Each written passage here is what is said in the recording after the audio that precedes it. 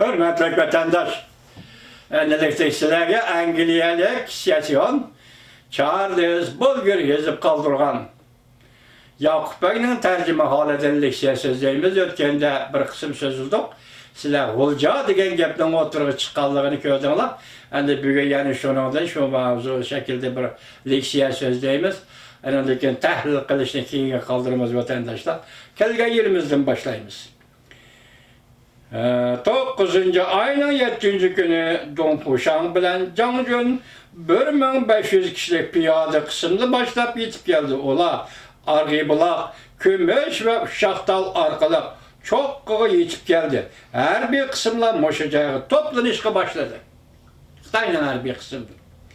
Bu tarma kısımlarının mühim vazifesi asası koşulları yol etçiş, yukarıda eğitilgen orullarda yekolgu ve su teyyarlaş hem vakitlik müdafiye istikamları kuruş idi.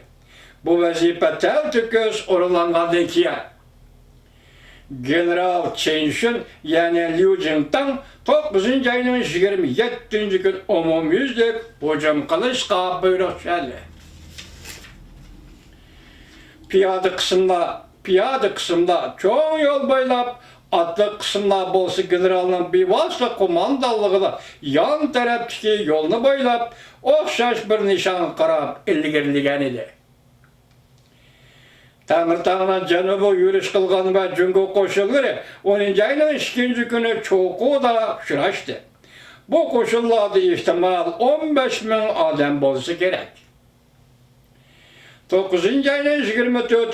güne Kaşgariya kısımlarının bir küçük ertirti General Tanrı'nın Çin'in katnaş yolu tahti sal. Ama ola Cungoluklarının karısını körüple arkısı kırap beder tikip etken. Bu cümle koç tırnakçı gelinipti cümle.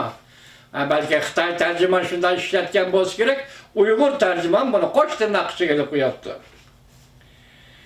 Tikibetkenide General Liu Jingtang çok kılı yetip bargan günün ertesi koşundan başlap davamlı ilgirledi. General brigadırlardan işkeylem ulanın isimlerini alaydı tilgeliş hacetsiz. 6.000 kişilik bir divizyonla başlap Korluğa yan taraftan hücum kılış kımandırıldı. Koşunla başlap 6.000 kişilik bir divizyon koşunda başlap Korluğa yan tarafta hücum kılış kımandırıldı. Korlu hücum başlaşırken komandan asası koşunla elip Karşıher deryası buyuğa yetip geldi. Bu derya Karşıher bilen Korlu arlıkıdaki Bağraş köyüne koyulattı. Basmıcılarının atamanı Beyyenfu derya kısmını torap, bu rayını soğu bastırıp etkenlik için Liu Jingtang bu yerge kelgende manalmay tosulup kaldı.